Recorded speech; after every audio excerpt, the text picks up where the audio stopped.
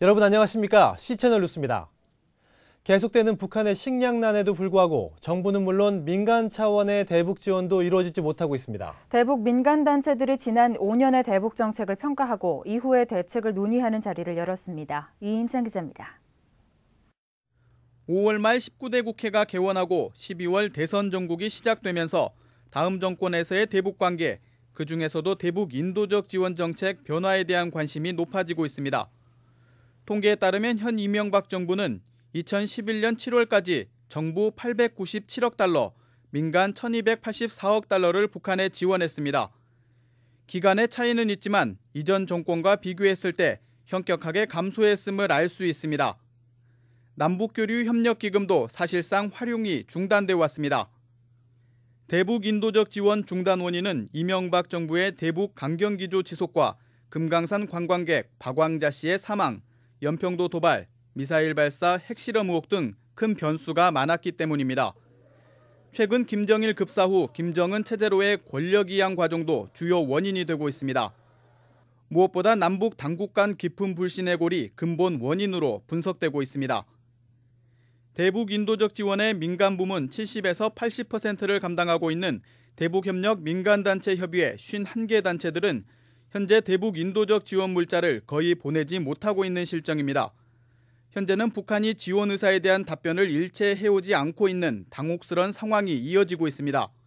한국 정부가 오이사 조치를 유지를 하면서 인도적 지원도 규제한 것도 사실이지만 또 반면에 또 북측 당국도 한국 정부와의 단절과 함께 민간 교류의 단절을 같이 의도하고 있는 것 같습니다. 북민협 단체 관계자 60여 명이 참석한 상반기 워크숍에서 어린이 어깨동무 황윤옥 사무총장은 남북 간 정치적 상황이 나쁘더라도 인도적 지원은 계속돼야 하는데 그렇지 못했다며 특히 현 정부 5년 동안 대북 지원은 긴급 구호에만 한정돼 있었다고 평가했습니다. 또 민관 협력마저 실종된 시기였다며 정책 변화 필요성을 강조했습니다. 자활할 수 있는 지원에 개발 지원으로 가는 그걸 약간 맛보고 지향했다면 이제 다시 이명박 지원은 아주 긴급구호인데 그것도 왜곡된 긴급구호로 됐기 때문에 굉장히 후퇴했지만 2013년과 그 이후 대북정책 방향에 대해 발제한 시민평화포럼 정형건 공동위원장은 2013년 체제에서 대북정책은 변화된 포용정책으로 출발하게 될 것이라고 전망하고 한반도 전체를 고려한 복지정책과 북핵 문제 해결, 평화체제 구축을 위한 장기적 관점의 노력이 필요하다고 주장했습니다. 보다 더 체제 인정의 원칙을 더 제도화해 나가는 노력을 남북이 해 나가고 그다음 북미도 일단 북미 수교 전에 평화협정과 북핵 문제를 동시에 해결해 나가는 과정에 연락사무소 설치하는 단계를 밟아가면 북민협의 몇몇 단체들은 최근 중국을 통해 인도적 지원 물자를 북한에 보내려는 시도를 하고 있지만 대다수 대북 지원 단체 활동가들은 이변이 없는 한 하반기에도 남북 경색 국면이 계속될 것으로 전망하고 있습니다. C채널 뉴스 이인창입니다.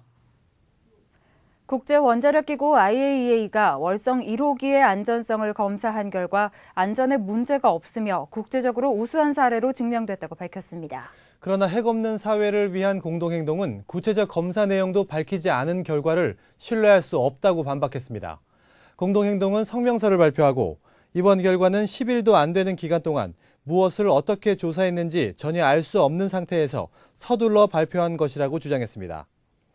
특히 공동행동은 IAEA가 지난 경주 방패장 부지와 고리원전 1호기 점검에도 안전하다는 결론을 내렸지만 검사 5년 만에 고리원전 1호기가 정전 사고를 일으켰다며 IAEA의 이번 조사 결과 역시 신뢰할 수 없다고 강조했습니다. 공동행동은 정부와 한국수력원자력발전이 국제기구까지 동원해 월성 1호기의 수명 연장을 시도하고 있다며 해당 보고서를 투명하게 공개하고 연장을 중단하라고 촉구했습니다. 한편 IAEA는 현재 고리원전 1호기에 대해 안전점검 중이며 결과는 오는 11일 발표될 예정입니다. 지난 4월 레이디 가가의 내한 공연은 교계 안팎으로 많은 논란을 일으켰습니다. 레이디 가가 과연 영적 공격의 아이콘이었을까요? 그녀가 한국교회에 남긴 과제는 무엇일까요? 조은희 기자의 보도입니다. 레이디 가가 뮤직비디오의 한 장면입니다. 여성의 몸에서 알을 꺼내고 해골 메이크업, 속옷 패션, 건조한 안무 등이 독특하고도 어두운 분위기 가운데 진행됩니다. 지난 4월 레이디 가가의 내한 공연을 앞두고 한국교회 일각에선 강한 거부감을 나타냈습니다. 그녀의 음악이 반기독교적이란 이유에서입니다. 하지만 데뷔 3년 만에 대중에게 큰 영향력을 끼치고 있는 레이디 가가에 대해 무조건적인 비판이 아닌 그녀가 대중음악에서 차지하는 위치와 의미를 살펴봐야 한다는 주장이 제기됐습니다. 문화선교연구원과 필름포럼 등이 마련한 포럼에서 전문가들은 레이디 가가가 동성애를 조장한다는 부분에 대해 대체로 동의할 수 없다는 의견을 내놓았습니다. 레이디 가가가 동성애를 옹호하고 반권위주의를 노래하는 것은 맞지만 소수의 인권을 변호하고 그들의 권리를 인정해달라는 요청일 뿐이라는 겁니다. 그녀가 일관되게 주장하고 있는 것은 사실 동성애 부분과 반권위주의적인 겁니다. 근데 1집과 2집과 3집, 그러니까 정식 앨범은 이제 2집이지만 두 개밖에 안 나왔지만 이제 세 번째 중간에 하나의 싱글로 나오는 앨범까지 3개로 치는데요. 레이디 가가가 내면의 아픔을 예술로 승화시킨 천재라는 해석도 나왔습니다. 문화평론가 정종훈 교수는 그녀가 어릴 적 집단 따돌림을 경험했지만 이를 창조의 원천으로 삼았으며 비슷한 아픔을 가진 사람들에게 희망과 위로를 줬다고 했습니다. 또 퍼포먼스가 다소 엽기적이고 복잡하지만 진지한 사회적 메시지를 포함한다고 설명했습니다. 이런 괴짜적인 퍼포먼스의 이면에는 그 왕따 경험이 자리 잡고 있는 거죠. 다시 말하면 연약하고 상처받고 소외받은 자들, 우리 사회적인 마이너리티에 대한 어떤 의도가, 인간적인 의도가 짙게 배어 있는 겁니다. 레이디 가가를 가톨릭 영향을 많이 받은 기독교인으로 본다는 견해도 있습니다. 그녀가 다원주의인 가치관을 가지고 있지만 기독교의 재해석을 시도하는 신앙인이라는 평가가 더 적합하다는 의견입니다. 그렇다면 교회는 왜 레이디 가가에 대해 민감하게 반응한 것일까? 문화해석과 향유 네트워크 박준영 대표는 교리와 윤리의 잣대로 문화 콘텐츠를 엄격히 해석하려는 태도 때문이라고 분석했습니다.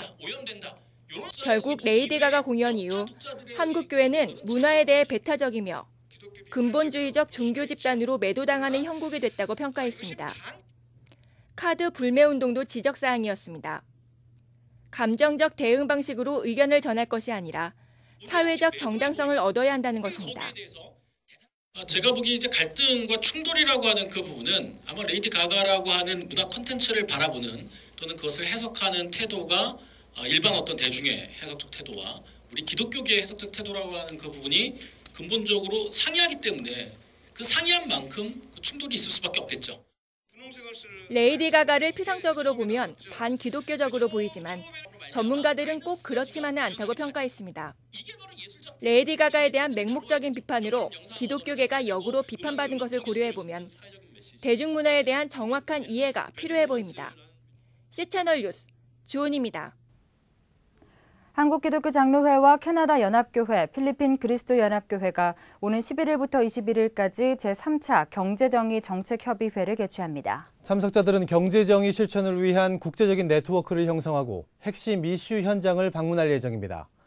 기장은 지난 2008년과 2010년 두 차례에 걸쳐 캐나다 연합교회와 양국 간 경제 문제를 포함해 세계 경제 정의를 위한 정책 협의회를 개최한 바 있다며 올해는 필리핀 그리스도 연합교회와도 관계를 넓혀 연구 모임을 갖고 실천적 활동을 펼치기로 했다고 밝혔습니다. 정책협의회는 11일부터 15일까지 기장 총회본부에서 20일까지는 필리핀 마닐라에서 진행될 계획입니다. 관계자들은 구로 외국인 근로지원센터와 여의도 언론 파업 현장, 재능교육 노조 농성장, 쌍용자동차 해고노동자 집회 등에 참석합니다. 또 12일 한신대 신학대학원에서 공개 강연을 갖고 경제 정의를 위해 노력해온 캐나다 연합교회의 활동과 사례를 발표하고 판문점과 DMZ도 방문할 계획입니다. 한국교회 발전연구원 이사회가 전문가를 초청해 목회자 세금 납부에 대한 의견을 들었습니다. 세금 납부를 위한 구체적인 방법과 추진 과정에서 나타날 문제점에 대해 의견도 나눴습니다. 발전연구원 이사회는 정부 부처와 목회자 세금 납부에 대해 협의도 진행하고 있으며 세금 납부 활성화를 도울 감세, 비과세 항목, 세제 지원 등에 대한 의견 교환도 이루어지고 있다고 밝혔습니다. 발전연구원은 지난 4월 목회자 세금 납부를 위한 교단 차원 결의 요청을 한국기독교교회협의회 실행위 안건으로 상정했습니다. 이에 실행위는 세금 납부 문제를 다룰 15인 연구위원회를 구성했으며 위원회는 오는 18일 첫 모임을 가질 예정입니다. 한편 발전연구원은 9월경 한국교회 발전을 위한 대토론회를 준비하고 있습니다. 논란이 되고 있는 한국교회의 연합 방안을 위한 자리로 각계 인사 100여 명이 참석해 폭넓은 주제를 다루겠다는 계획입니다. 부산 성시화운동본부가 이단 사이비로부터 교회와 교인들을 보호하기 위해 이단 사이비 상담실을 열었습니다. 부산 새학장교회 방화 사건 등 이단들로부터 교회와 교인들의 피해가 늘면서 부산 성시화운동본부는 지난 2월 신천지를 비롯한 이단 사이비와의 전쟁을 선포한 바 있습니다. 이번에 이단 사이비 상담소가 활동을 시작하면서 타 도시에까지 상담을 받으러 가야 하는 교인들의 어려움이 해소될 것으로 기대되고 있습니다. 부산 성시화운동본부는 이단 사이비 예방을 위해 그동안 10만 장의 홍보카드와 포스터 5천 장을 제작해 각 교회에 배포했으며 상담과 예방 세미나도 지속적으로 열어왔습니다. 2년마다 열리는 선교한국 2012대회가 오는 7월 30일부터 8월 4일까지 안산 동산교회에서 열립니다. 올해 대회는 우리가 이 일의 증인되리라는 주제로 CCC 한국대학생 선교회에서 주관합니다. 선교한국대회 준비위원회는 이번 대회를 통해 청소년들이 자신의 삶을 돌아보고 예수 그리스도의 복음을 새겨 세계를 향한 비전을 품을 수 있게 될 것이라고 기대를 나타냈습니다. 이번 대회는 콜롬비아 국제대학 총장 조지 머레이 박사가 성경을 강해하며 400여 명의 멘토, 143명의 강사들이 진행하는 49개 영역별 주제 강의가 이어집니다. 강의가 끝나면 기존 대회 참가자들과 주니어 선교사들로 구성된 멘토들이 참가자들과의 대화를 통해 강의의 내용을 삶에 어떻게 적용할지 논의하는 시간도 갖습니다. 한편 대회장 밖에서는 55개 단체가 선교 현장 정보를 제공하며 선교 가이드를 받을 수 있는 박람회 부스도 마련됩니다. 이 밖의 뉴스와 날씨를 전해드립니다. 한국장애인단체 총연맹이 국토해양부에 장애인 고령자 등 주거약자 지원에 관한 법률에 대해 실효성 있는 대안을 마련하라고 촉구했습니다. 장애 유형에 상관없이 주거약자용 주택에 편의시설을 설치할 것과 5년, 10년의 공공임대주택에도 주거약자들을 위한 주택이 마련돼야 한다는 내용입니다. 한국장로교 총연합회가 2012년 장로교회 날 기념예배를 7월 10일 경남 창원 한빛교회에서 개최합니다. 한장총은 지난 임원회에서 지역 안배를 고려해 장로교회 날 예배를 지방에서 개최하기로 결의한 바 있습니다. 국민일보 정상화를 위한 기독교 대책위가 구성될 예정입니다. 현재 참여를 확정한 단체는 교회개혁실천위원회, 교회 2.0 목회자운동, 기독교 윤리실천운동 등이며 대책위는 11일까지 참여단체를 확정하고 13일 오전 명동 청월함에서 긴급 기자회견을 가질 예정입니다. 한국교회 다음 세대를 섬기는 사람들이 오는 25일과 26일 잠실 실내체육관에서 스탠드펌 2012 워십 컨퍼런스를 개최합니다. 젊은이여 믿음 위의 굳게 서라를 주제로 진행되며 공인현 케냐 선교사와 최하진 중국 선교사 등이 주 강사로 참여할 예정입니다. 날씨입니다. 이번 주말은 대체로 맑겠습니다. 30도를 조금 밑도는 한낮 더위도 이어지겠는데요. 외출할 때는 강한 자외선에 미리 대비하셔야겠습니다. 한편 주일은 대기가 불안정해 오후 한때 서울, 경기도, 강원도 영서 지방에 소나기가 올 가능성이 있으니 참고하시기 바랍니다. 아침 기온은 대전, 춘천 18도, 강릉 17도를 기록하겠습니다. 낮 최고 기온은 서울 30도, 부산 25도까지 오르겠습니다. 바다의 물결은 남해와 동해 먼 바다에서 1.5에서 2.5m로 조금 높게 일겠고 그 밖의 해상은 0.5에서 1m로 일겠습니다. 주간 날씨입니다. 다음 주 화요일은 강원도에 비가 오겠고 그 밖의 날은 구름이 많겠습니다. 오늘 뉴스는 인터넷 홈페이지와 스마트폰 어플리케이션을 통해 다시 시청하실 수 있습니다. SNS를 통한 의견도 적극 청취하겠습니다. 뉴스를 마칩니다. 함께해 주신 여러분 고맙습니다.